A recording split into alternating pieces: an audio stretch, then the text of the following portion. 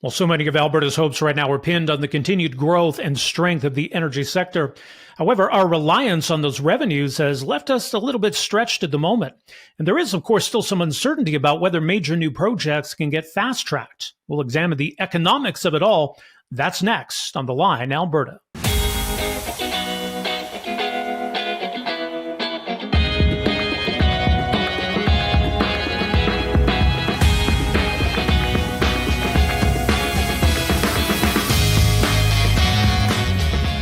Hey folks, welcome to this episode of The Line, Alberta. My name is Rob Breakenridge. Great to have you with us. Alberta's premier just recently issued a stark warning about sagging oil prices and the bigger hole that could blow in Alberta's budget. Already for this current fiscal year, the Alberta government's expecting a deficit of around $5 billion. The problem is, right now, the price of oil is about $6 a barrel below what they were forecasting in the budget. So if things stay that way, well, that could potentially add billions more to the province's deficit. In an interview she did recently with Post Media, Premier Danielle Smith said, quote, "People better brace themselves. If this continues and if this becomes a low-price environment, we're in for a really difficult budget year this year." Now, energy royalties have surged considerably in recent years, but with Alberta's growth and the growth in spending, those dollars are being gobbled up by the expanding budget. And even still, of course, Alberta is facing a large deficit. Now, on the good news side, the Trans Mountain pipeline expansion has helped to narrow what's known as the price differential, and that has definitely helped out on the revenue side. But of course, there's also the question as to what this could all mean for investment in production or investment in major projects like pipelines. Of course, right now, Alberta is putting a lot of pressure on Ottawa to deliver on some big new energy infrastructure projects. And the feds have talked as well about the need to build and build big, potentially within what's known as economic or energy corridors. So there's a lot of politics at play here for sure, but do the economics make sense? So to tackle all of that, we reached out to University of Calgary economist Kent Fellows. He'll break it down for us in this conversation on The Line, Alberta. All right, well, very pleased to welcome into The Line, Alberta, Kent Fellows. He's an assistant professor of economics at the University of Calgary, director of the graduate programs of the School of Public Policy, also happens to be a fellow in residence over at the CD Howe Institute. Kent Fellows, great to have you with us here. My pleasure. So it's an interesting period right now for Alberta, our relationship with the energy sector, our reliance on those revenues, where things are going in terms of development and infrastructure. But let's talk a bit about those revenues, because we have seen a softening in oil prices. The premier's kind of setting the stage maybe for a little bit of the problems that might accompany that, a drop-off in revenue. How big is this, first of all, as far as you can tell? Well, it is going to depend on what the average price comes in at the end of the year. But the sensitivity of the Alberta budget to the crude oil price increases every year now. And that's because of a function of the royalty structure that we have, that as projects stay around for longer, the older they get, the higher the royalty rates end up being on them because they go into what's called post-payout. So it's a pretty significant amount. If you look at sort of a dollar movement in the crude oil price on average over the year, you're looking at, depending on the math, somewhere between $500 million and $1 billion in changes in revenue at the provincial level. So it's pretty significant. That number ends up being really important. And right now, especially, I mean, Alberta's been growing so rapidly. You know, the Alberta budget's been struggling to keep up. There's so much political pressure on the premier, cut taxes, try to keep spending in check, but also spend on this, spend on that. We're quite heavily reliant on this revenue right now. Yeah, I mean, the provincial government really looks at it as a way to balance the books. And there are disagreements over whether that's a good idea or not. I have colleagues here that talk about trying to get us off the royalty roller coaster, but it's a double-edged blade because it is a great source of provincial revenue. You know, Alberta's been able to maintain low taxes for decades compared to other provinces. We don't have a sales tax, but that is on the back of the crude oil royalties by and large. And when the oil price moves, it makes a big difference to the province. There are a couple of other things that influence it as well. So it's really thinking about the domestic oil price.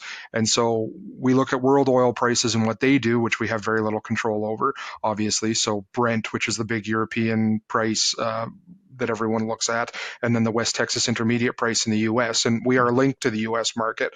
But then there's also changes on the differential, because what we really care about is the Western Canadian Select price. And that depends on what we have in terms of pipeline takeaway capacity. And so we're actually in a lot better shape now than we were 2 years ago with the Trans Mountain expansion having gone through. But a higher average, the variance is still really high, so it makes it really hard to plan. So we're getting more revenue, but the variance is also a lot higher, so it's very hard to plan off of it.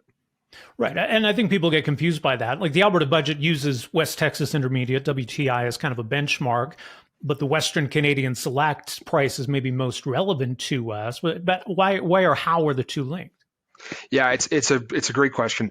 So the West Texas Intermediate price is actually the one that determines the royalty rate, and so that's the percentage of either net revenue or gross revenue that the oil sands facilities will pay. We have conventional crude oil as well, and their royalty structure is a little bit different, but it's really the oil sands that's the carrying the heavy load there.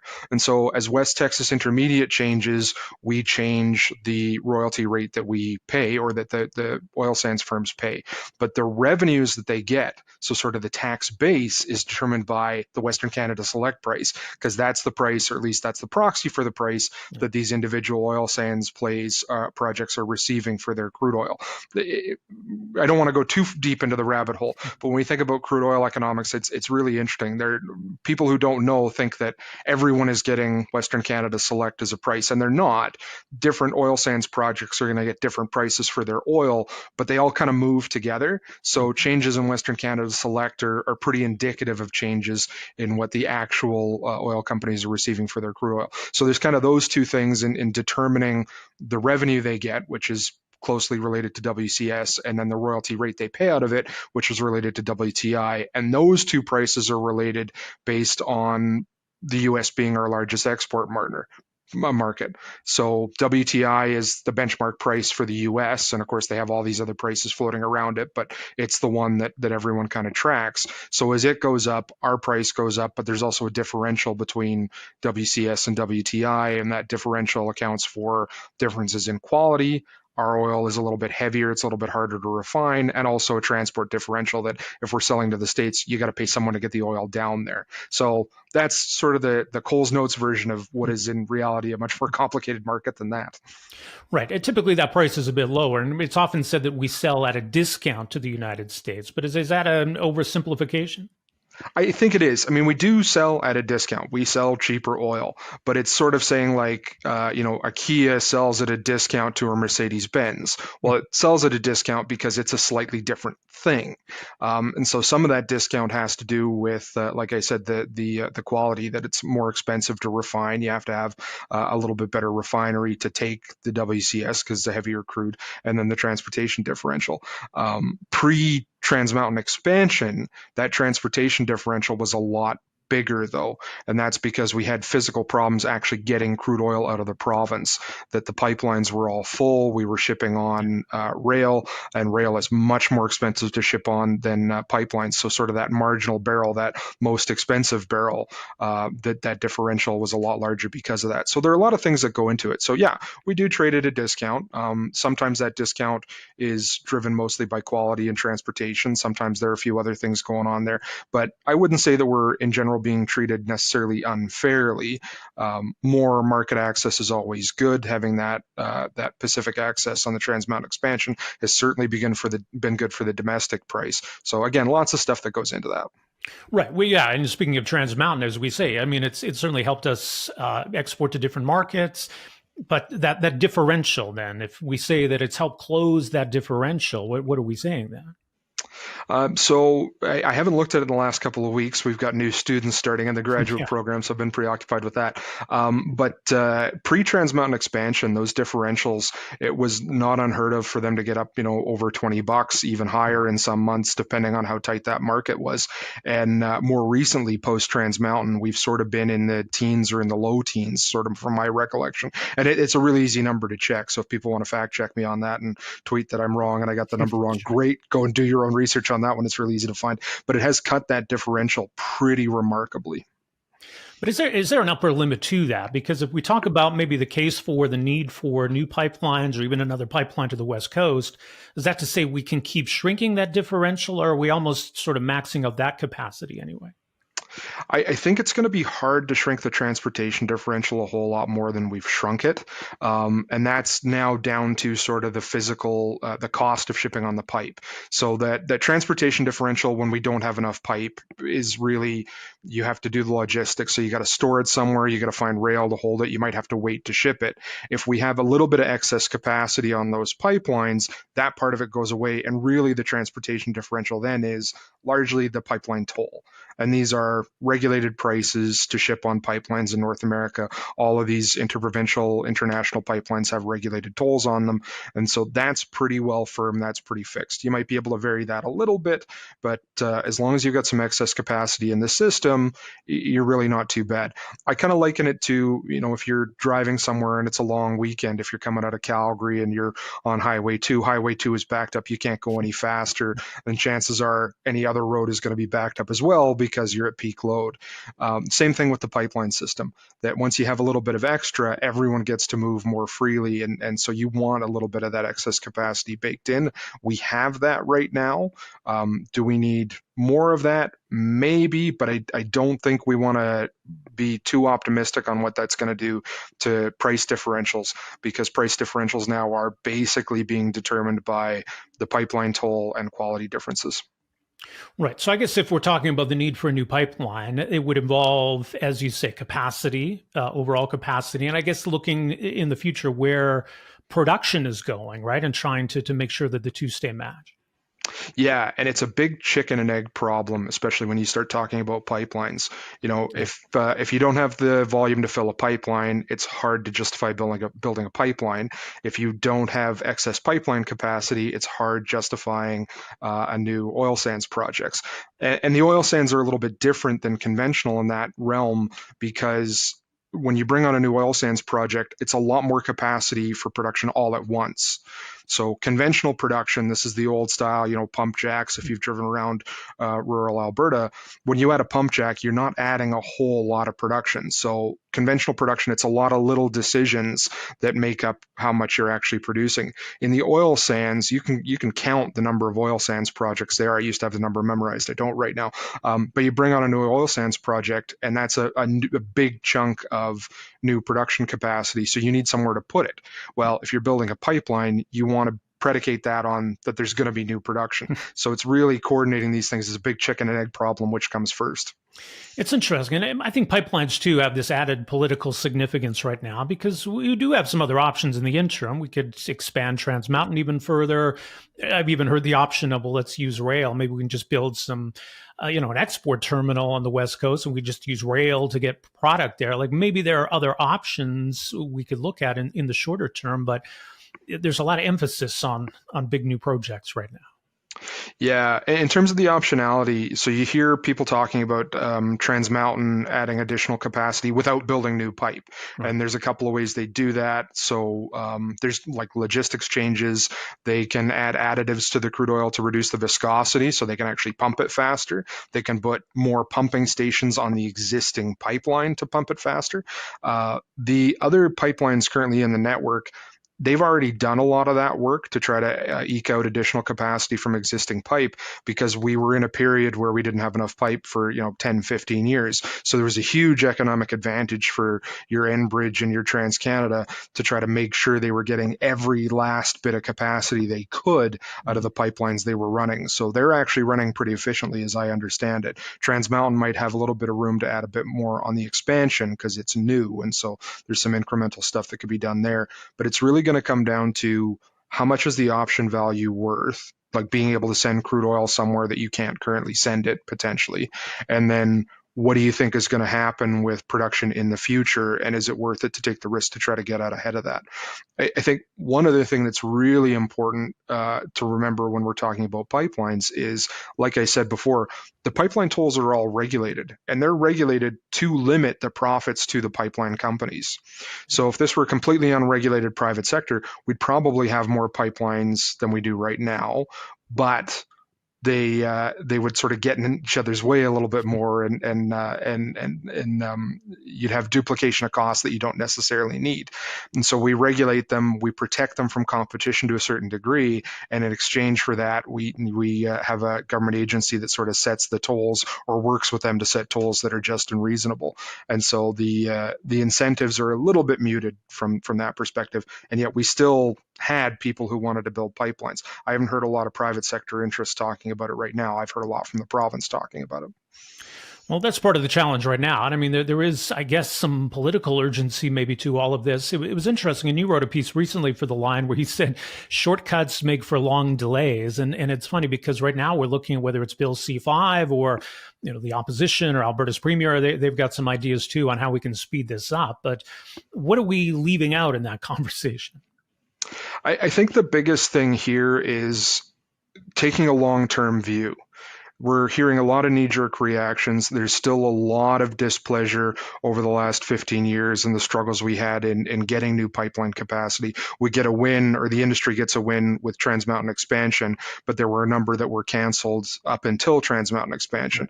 And so I think you have pipeline proponents that are kind of still fighting the last war, that, okay, they got the win with Trans Mountain, but they want more. They want more pipeline capacity. And we might need it. It might be advantageous to the industry, but I think you've got to take a step back and think about how you do this so that it's going to benefit the most people the most.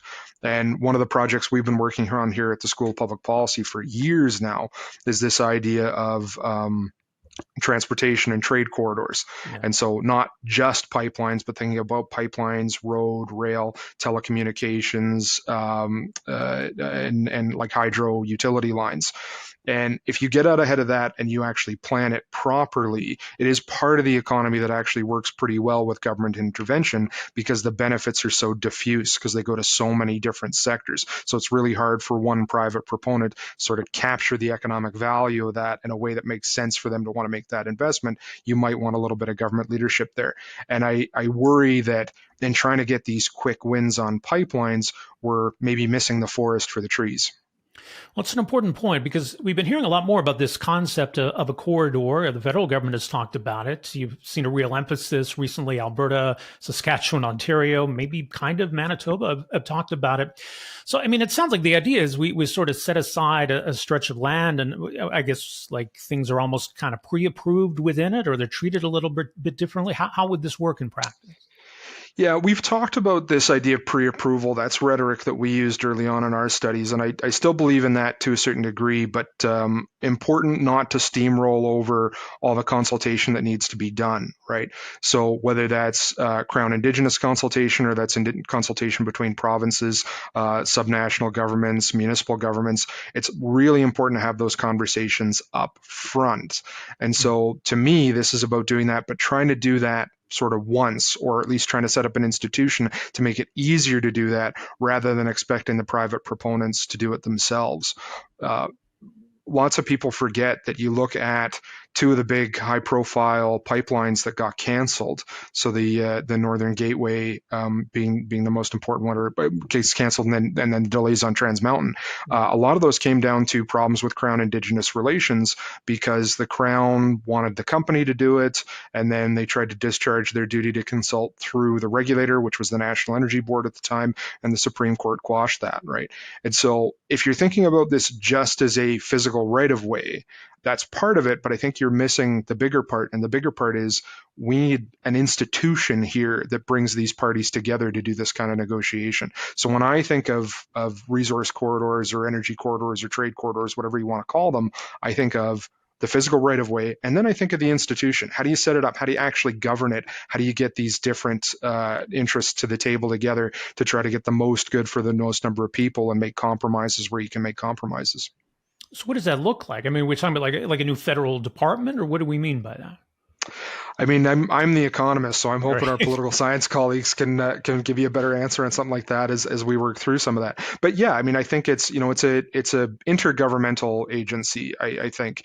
So it's not a big surprise to me that some of the earliest work on corridors that we're seeing now between provinces is coming out of the Council of the Federation, and it's coming out of provinces directly meeting with each other. So Alberta has a memorandum of understanding with Saskatchewan and Manitoba, like you said. There's a memorandum of understanding between Alberta and the Northwest Territories on economic corridors, and those are the provinces coming together to do that kind of consultation themselves. At some point, when these get bigger and they come closer to fruition, you're going to need the federal government at the table, and you're going to need municipal and First Nations governments at the table as well. So who spearheads that, who sets up the institution, I'm not really sure, but I do know, at least I've got an idea of the players that need to be at the table, and there are lots of them.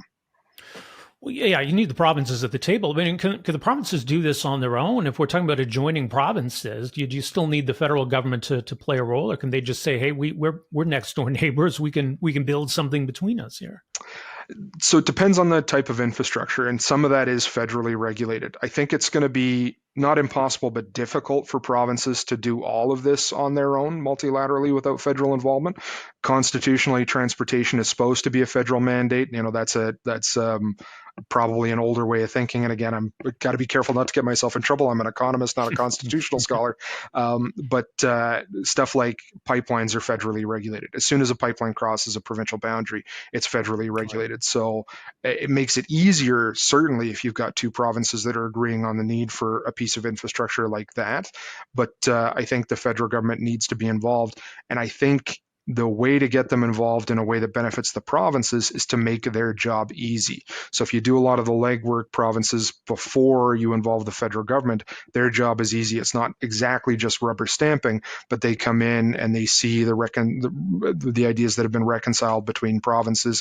If you've done due diligence in doing sort of First Nations consultation or involving municipal governments, that all helps as well. So it's really about getting all of those ducks in a row, and the federal government has to be one of those ducks. But they don't have to be at the head of the pack. They can be slotted in behind where it makes sense for them to be, as long as they're able to do what they need to do to actually motivate the change. And that is, does industry, the private sector, come in sort of at the end of that? Is this really just about creating a situation where investment decisions are kind of de-risked, I guess, to a large extent? I think so. And we've thought about a couple of different models in our research. One that is particularly compelling that a number of folks that did studies for us tend to agree with is this idea of an anchor tenant. And so you would have one private sector industry that was sort of interested in going first, kind of breaking ground for everybody else, but with that support of government institutions, but then making sure that you're leaving behind fertile ground for second, third, fourth proponents to come forward with different types of infrastructure. So this isn't about, one pipeline proponent builds one pipeline and then 3 years later someone else comes and builds a pipeline on the same right of way. We don't need that kind of competition. But you could start with, say, a pipeline or a rail line and then add telecommunications or what have you. The order isn't all that important. The important thing is that you probably do need an anchor tenant to start working with government to actually be a champion for this thing, but then making sure everyone's got open eyes to the future, thinking about what other pieces of infrastructure could you put in a corridor like that. Because the public conversation right now is all about pipelines, but utility lines have similar problems. We don't often think about that because you think about it as, well, it's electricity, and so it's green, and that's great, and people don't have problems with it. We got lots of problems building high voltage lines, particularly between provinces. So if you can break ground on a pipeline, maybe that makes it easier for electricity infrastructure. Maybe that makes it easier for telecommunications. Maybe it makes it easier for road and rail, that kind of stuff. Well, it's part of the challenge. I mean, you don't want it to just be first come, first serve, but you do want some market or economic forces determining all of this. Because right now you're going to have a lot of political consideration and projects, as you say, that are maybe political priorities, but not necessarily automatically the same level of economic priority. Yeah, the utopia, if you're a free market economist, is, well, you just set the rules and you make it fertile ground and then you let the private sector sort it out. And in some industries that works pretty well. I taught economics for a number of years. I'm a big believer in free and open markets. I think they allocate capital really, really well, really effectively. And you look through the history of sort of economic development, and free markets do tend to be the winner. But that doesn't mean that it has to be what we as economists will call a corner solution. It doesn't mean it has to be all or nothing. We don't have to defer everything to the private sector. There are definitely areas where public engagement and public spending make a great deal of sense. Highways being one of them, right? The private sector benefits significantly from the highway and road system, but the private sector, if we leave it up to the private sector to just build and run those highway and road systems, I don't think you get as efficient a highway system because everyone's going to be looking for their end of it. They're going to be looking for their benefit. We actually see this in the north.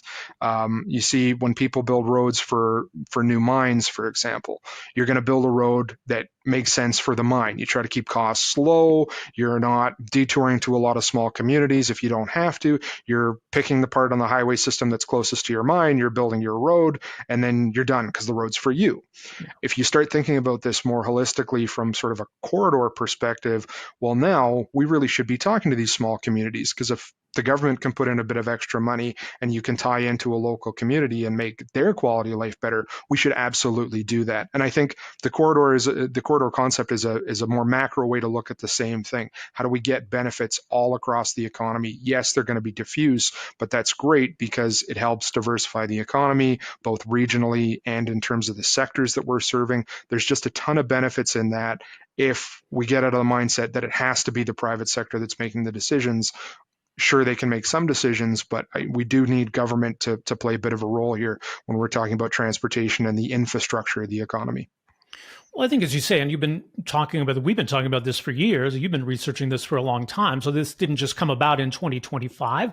There's an economic case. I think, as you say, right now, though, there's a very big political case because of what's happening south of the border. And we need to reorient our thinking and look east-west or look within. So is it okay in a way that there are these political forces guiding what makes economic sense? I think to a degree, yeah. When it's public spending, it's public dollars, and when it's public dollars, it's taxpayers. It's all of us, and you and I don't have a say in exactly where governments spend our tax dollars directly, but we certainly have a say through the political system. We do get to vote. We get to pick our representatives in the legislature in Edmonton and in Ottawa.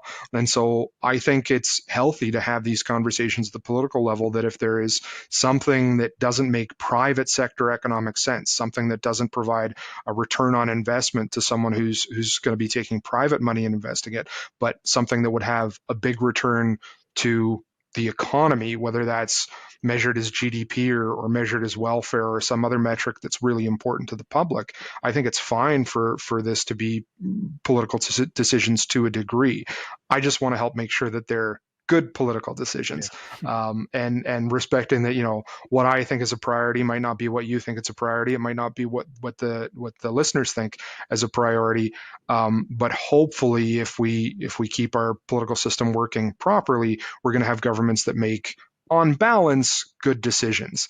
Not to get too far off topic, but there's a very old paper by an economist, Kenneth Arrow, where he sort of argues that there is no way to mathematically determine what the social preference is for something. And so if you're trying to set up a formula to get everyone to make decisions, you're never going to do it. And to me, that kind of leads us to thinking about, well, yeah, politics is messy and it's not as clean as economics, but it's definitely necessary.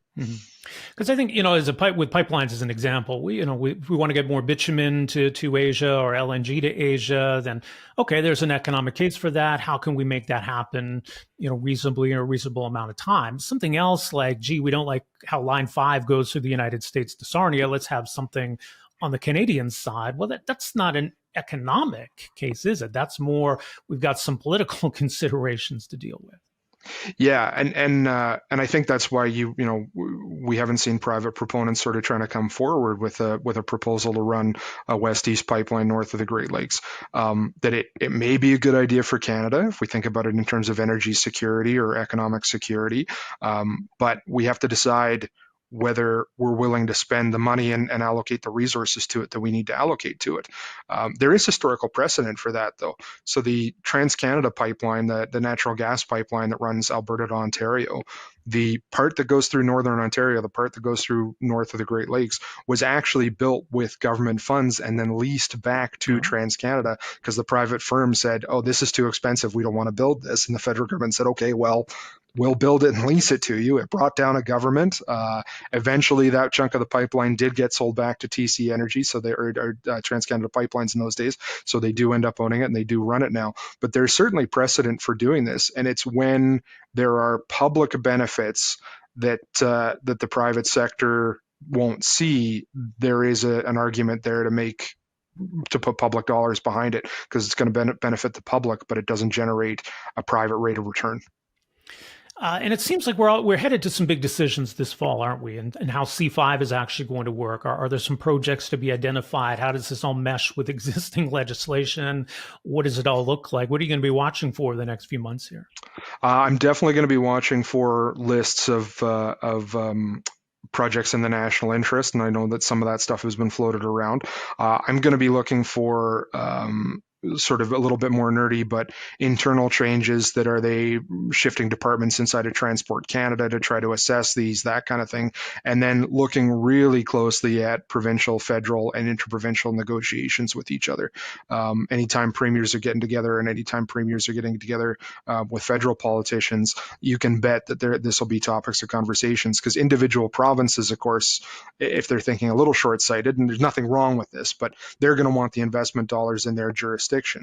If they think longer term, it's going to be about how does this kind of spending actually support economic growth in my region after construction's finished. It's one thing to get the construction jobs and set up the camps and all that stuff, and that's good for a short-term stimulus, but what does it actually do long-term for our economy? So definitely lots to watch. I think I'm cautiously optimistic about C5. I do hope that people don't get irrational expectations that, we're going to snap our fingers and we're going to have a new pipeline in 6 months, because I don't think that's going to happen. But there's a lot of fruitful ground here for discussion, and I'm just hoping that we get good political discussion between the various levels of government.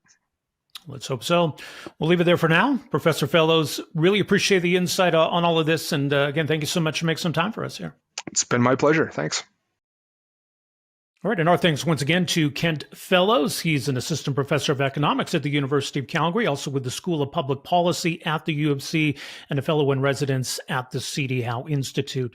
And it'll be interesting to see how these dynamics all shake out in the coming weeks and months here. Certainly, I think for the Alberta government, there's a need to really address how much we rely on this oil and gas, these natural resources revenue, and why it is that despite such large amounts coming in, we're still running a pretty large deficit. And we already see, the things sag a little bit already. We're in some serious trouble. So I think that's something Alberta is going to have to address, and that conversation that keeps getting postponed by consecutive Alberta governments, that conversation about maybe trying to lessen or end that reliance on the royalty revenue roller coaster.